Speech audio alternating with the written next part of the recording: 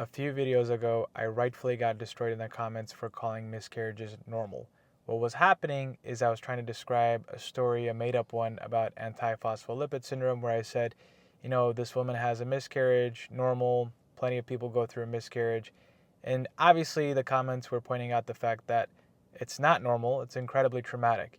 And it made me step back because, usually when it comes to this type of stuff, I like to think that most doctors, including myself, know how to navigate a situation like that.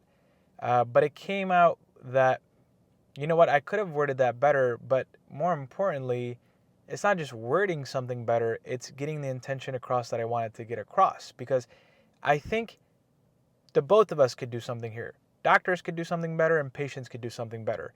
Because on the one hand, I think what a doctor would try to communicate in that event is that, hey, this is normal in the sense that you're not alone. Plenty of people go through this. Just in the same way that when I talk to my breast cancer patients, I tell them, hey, to you, this is incredibly rare. You don't know too many people that have breast cancer, but I have seen 300 cases that are exactly your case, where it's stage 3 breast cancer, hormone positive, et cetera, et cetera.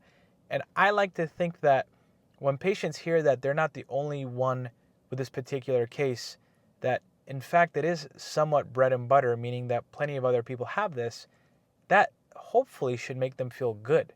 So from the patient end, ask doctors, how common is this? Do you see this a lot? Because you would be surprised if the doctor does indeed see this a lot. That's a good thing. Then you should feel some relief that, okay, I'm not this rare exception and this is not some rare disease. And on my end as the doctor, things are not normal for patients. Just because I've seen 500 cases of whatever disease, it doesn't mean that that patient is familiar with that disease. So I do have to be careful using words like normal because it's not normal for a lot of people what they're going through. And I think those comments actually woke me up to that a little.